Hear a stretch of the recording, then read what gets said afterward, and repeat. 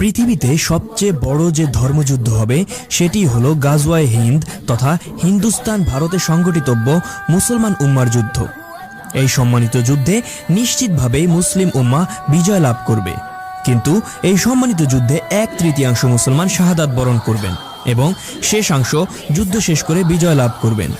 যারা এই সম্মানিত যুদ্ধে শাহাদাত বরণ করবেন তারা নিশ্চিতভাবেই জান্নাতবাসী হবেন এবং যে সব মুসলমানগণ এই সম্মানিত যুদ্ধে বিজয় হয়ে ফিরবেন তারা ঈমান নিয়ে মৃত্যুবরণ করবেন এবং জান্নাতবাসী হবেন। আবার এই সম্মানিত যুদ্ধ থেকে যেসব নামধারী মুসলমানরা পালিয়ে যাবে তারা বেঈমান হয়ে মৃত্যুবরণ করবে।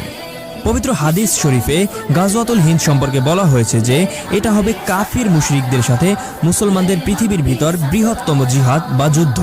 এই যুদ্ধে হিন্দুস্তানের মোট মুসলিমদের 1/3 শহীদ হবে, আরেক অংশ পালিয়ে যাবে এবং শেষ অংশ জিহাদ চালিয়ে যাবে। মুসলমানদের নিশ্চিত জয় হবে, কিন্তু এটা এতটাই ভয়াবহ হবে যে হয়তো অল্প কিছু সংখ্যক মুসলিমই বেঁচে থাকবেন বিজয়ের খোশ আমদেদ করার জন্য। রাসূল সাল্লাল্লাহু আলাইহি ওয়াসাল্লাম বলেন, আমি পূর্ব দিকে বিজয়ের গন্ধ পাচ্ছি। সাহাবায়ে কেরাম রাদিয়াল্লাহু তাআলা আনহুম জিজ্ঞেস করলেন, ইয়া রাসূলুল্লাহ, আপনি কিসের বিজয়ের গন্ধ পাচ্ছেন? রাসূল সাল্লাল্লাহু আলাইহি ওয়াসাল্লাম বললেন, পূর্ব দিকে মুসলিম ও মুশরিকদের মধ্যে একটা যুদ্ধ শুরু হবে। যুদ্ধটা হবে অসম। মুসলিম সেনাবাহিনী থাকবে সংখ্যায় সীমিত, কিন্তু মুশরিক সেনাবাহিনী থাকবে সংখ্যায় অত্যাধিক। ওই যুদ্ধে মুসলিমরা এত বেশি মারা যাবে যে রক্তে মুসলিমদের পায়ের টাকনু পর্যন্ত ডুবে যাবে। ওই যুদ্ধে মুসলিমরা 3 ভাগে বিভক্ত থাকবে। এক ভাগ হলো বিশাল মুশরিক বাহিনী দেখে ভয়ে পালিয়ে যাবে, তারাই হলো জাহান্নামী।